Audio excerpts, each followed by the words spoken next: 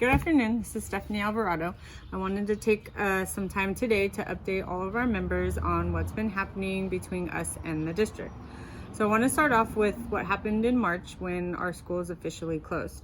As some of you may remember, we sent out a survey, actually a few of them, on the coronavirus and your concerns.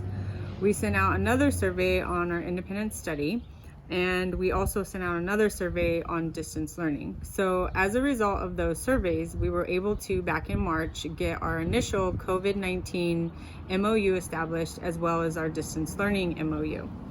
In April, we sent out another survey on the personal internet usage because, as we know, we were all working from home, and that became another concern of our members. In the meantime, we also again sent out an update on our independent study survey. In June, we were able to come up with the negotiations with the district on a $30 additional supply MOU in lieu of our internet stipend. We also were able to do a distance learning check-in survey because at that time, most of us had been on the ground sort of running with whatever distance learning platform we felt most comfortable with.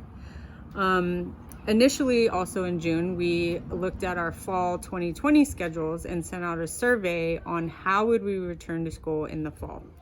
After our follow-up with our independent study survey, and based on discussions that happened with the district, we were finally able to negotiate language that you guys voted on recently for our tentative agreement, and we were able to get independent study into the contract that says we will no longer have independent study being done by teachers, but that it will be centralized at the district office.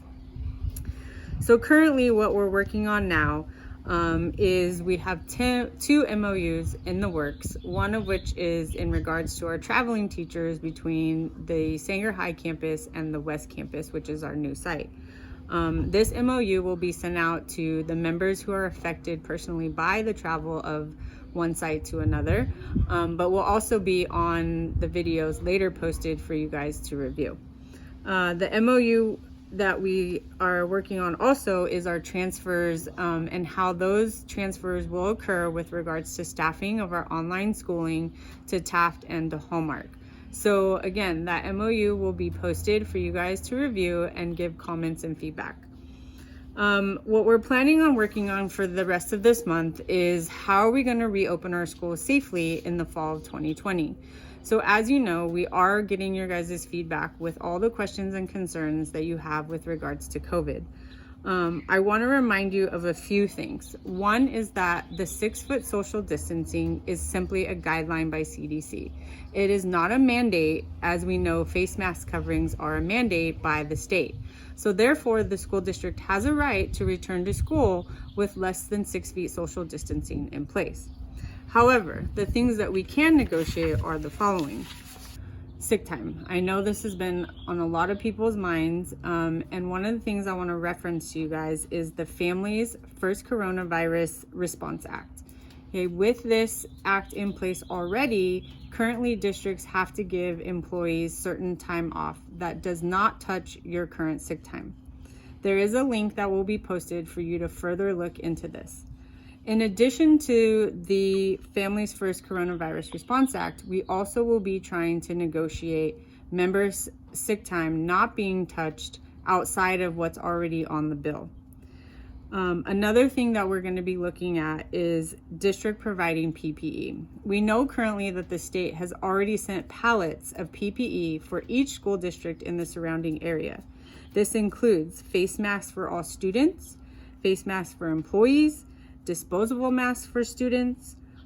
We will be negotiating N95 respiratories for nurses, gloves for nurses, gowns for nurses, and clear masks for employees who request it.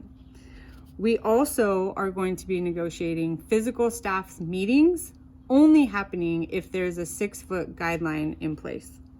We will be negotiating sanitizing stations on campus, sanitation supplies for each classroom and educator, daily cleaning of classrooms, restrooms, and other workspaces, HVAC filters, or potentially talking about ventilation where there's lack of in certain classrooms, Online learning expectations. As we know, if we go to a hybrid model, some kids will be having to do work from home when we are with our students face to face.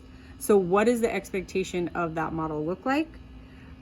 Training for nurses about COVID-19, suspension of all standardized tests, temporary suspension of evaluation for all educators unless they are statutorily obligated.